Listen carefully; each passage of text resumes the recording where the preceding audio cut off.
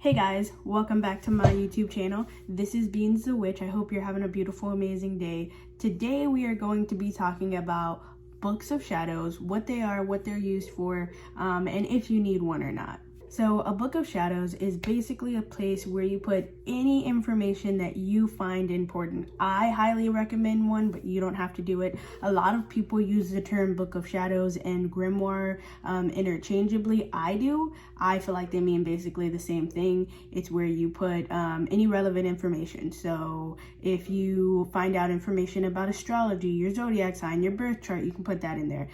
If you want to put information about your deities that you work with, you can put that in there. Color associations, properties of herbs, you can put meditations in there. If you have any spells, any oils, any bath salts that you make, candles that you make, you can also put that in there. Now, where people come up with the difference between books of shadows and grimoire, some people find that a book of shadows is something that's a lot more personal. It's something that you keep to yourself, and only you see that, and then others refer to the term of grimoire as something that is shared throughout the family. You know, it's been passed down through your lineage and potentially mostly contains spells, you know.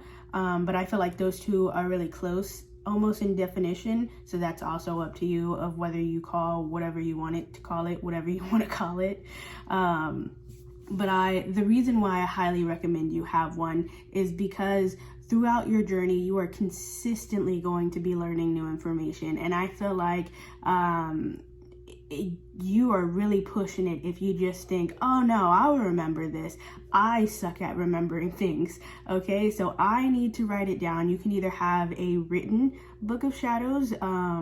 Those are really cool. You can always decorate those in a specific way. They're really fun. Or you can have a digital book of shadows online. If you're like, I suck at writing, I suck at making things pretty, you can just type it out, you know, and that's always valid. But having that information somewhere so that way you can look back on, especially if you like make sigils and then you're like, all right, I'm making this protection sigil, and then you're like, I see this sigil here, but I don't remember what it was for. I don't remember what it is. And then you lose some of the things that you've done, especially if it's spells and you've done this really awesome spell and you're like, I want to do this again, but you didn't write it down, and now you're like, well, I don't remember what I did, so now I have to start again from scratch, you know.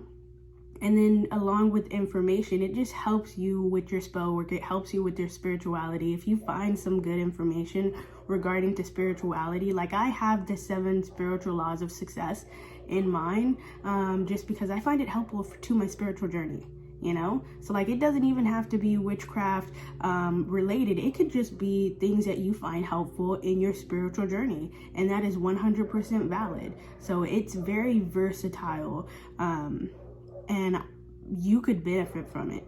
Okay,